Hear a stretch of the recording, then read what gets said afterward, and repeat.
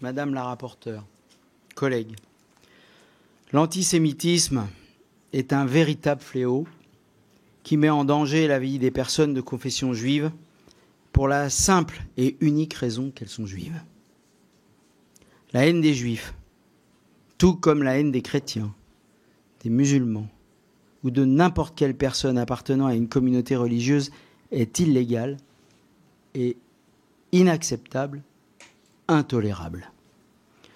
Nous formons une humanité commune, quelles que soient nos croyances, nos couleurs de peau, nos origines ou le parler de nos parents.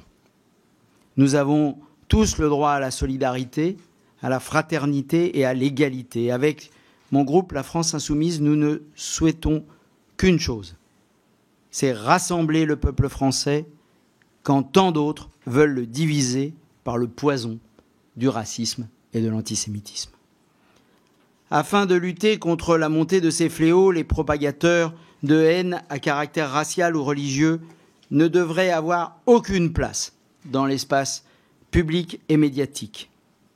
Les insoumis seront toujours du côté des discriminés.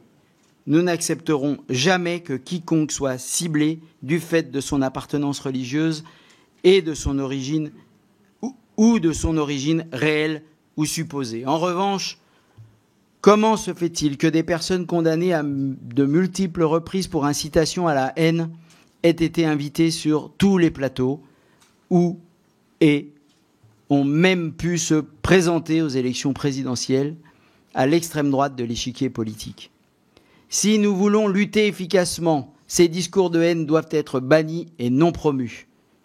Nous devons condamner et nous indigner quand Munsk réalise un salut nazi en public plutôt que de détourner le regard ou tergiverser sur la nature de son geste. Cette proposition de résolution européenne a le mérite de rappeler la définition de l'antisémitisme comme adoptée par les pays membres de l'Alliance internationale pour la mémoire de l'Holocauste et soutenue par les instances des Nations Unies. La France en fait partie. Elle arrive à point nommé pour rappeler que les accusations d'antisémites ou d'antisémitisme contre la Cour pénale internationale, la Cour de justice internationale, le secrétaire général de l'ONU ou contre des personnalités politiques comme Jean-Luc Mélenchon, Mathilde Panot ou l'ancien Premier ministre Dominique de Villepin sont par définition infondées.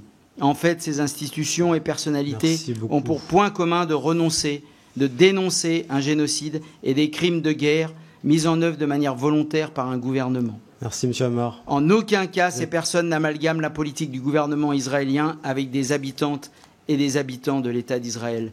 Nous déposerons enfin un amendement, comme vous, Madame la rapporteure, visant à remplacer le terme d'Holocauste par Shoah. Ce dernier est plus fidèle à la mémoire de la communauté juive et à l'usage francophone, comme en témoigne la création du mémorial de la Shoah en 2005. Pour toutes ces raisons, nous voterons la résolution.